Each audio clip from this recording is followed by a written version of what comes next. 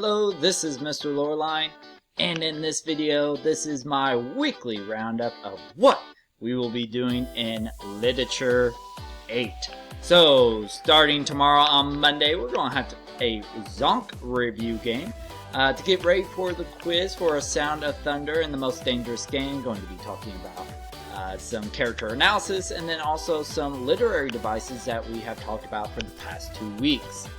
On Tuesday, of course, we will have that quiz, and then we're going to be doing a pre-reading activity for our next short story, Flowers for Algernon.